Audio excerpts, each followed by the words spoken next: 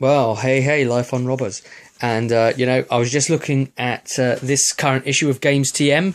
This is a games magazine that I absolutely recommend you all get into in a big way. I'm subscribed, it's great stuff. Anyway, on page 68 of this issue, we've got the Next Gen in numbers where they're reviewing statistics of things like which the most played games are of the current next gen releases, how consoles have been performing. We see the 3DS versus Vita there. We see PS3 versus PS4. Obviously, time will still tell on that. Same with Xbox One. But we see PlayStation's been outselling Xbox One. Very staggeringly, though, because the Wii U's been out for quite a while. We see the Wii versus the Wii U, and obviously a number of issues that have contributed to the Wii U underselling, and obviously the 360 and PlayStation 3, even from time of release onward as a band, outselling the Wii U.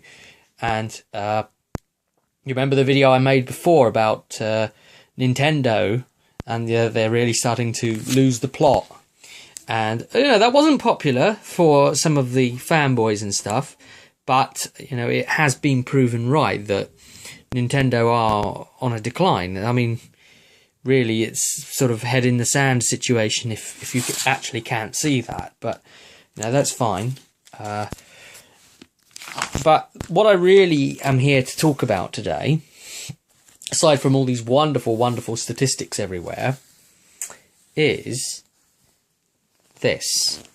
Right, so we can see the growth of media by sector, okay?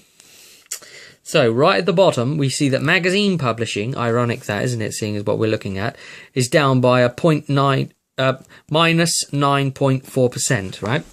So obviously that's a big deal. And we can attribute that obviously to tablets. I'm not sure if that statistic has actually factored in tablets then, come to think of it. Who knows? We see music's next there at 7.7. And, music, obviously there's the piracy issue going on possibly with that.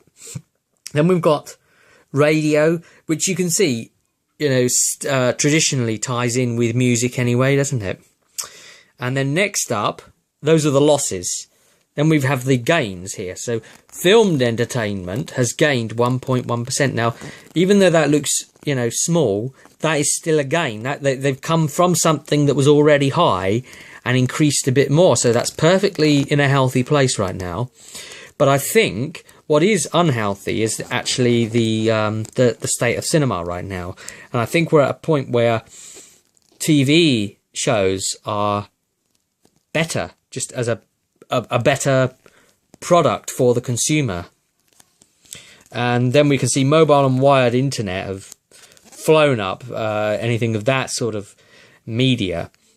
Then right at the very, very top is 7.2%. And by the way, on this mobile and wired internet, if we've got companies like EA, shame on you, because of the way you've been actually trying to force money out of people's pockets with some of your app games and things. It's incredible how we are even letting them get away with it. But yeah, video games at the top there with 7.2%. And if we compare that again against all these other, traditionally hard-hitting media forms, and here's the thing that doesn't equate for me.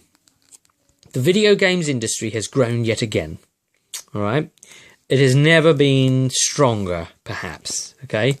I mean, there's a beautiful gain.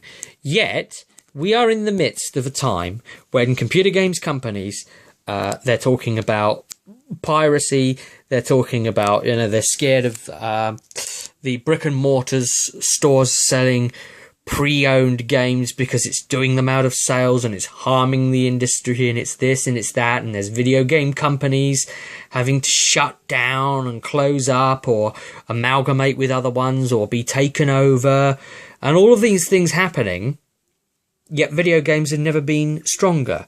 There was the big debacle about whether second-hand games would work at all on the 360, and that was going to be Microsoft's intention, but then they dropped that and didn't do that. And yet games have never been stronger. So what gives? They're either weaker and losing money, or they are being greedy. And I really do think it's the latter, don't you? Don't you think here that this is an industry that's outgrowing everything, and yet they're trying to make even more out of it, season passes and DLC content that was obviously complete at time of game's release. There are lots of microtransactions they're trying to wire in, online passes, so that even if you do buy it pre-owned, you still have to pay to actually play online, or even in some cases cooperatively. That is quite shocking. And I think I'm just here to highlight the greed that is taking place right now within the video game, possibly the video game publishers. And so, really shame on you. You're saying you've got all this big issue with this. And, how could you? You just want to fleece the consumers for more of their money. And I think, the step to combating that is awareness. And that's where something like this video comes in. So I'm making that to make people aware. This has been Rob. See you at the next one.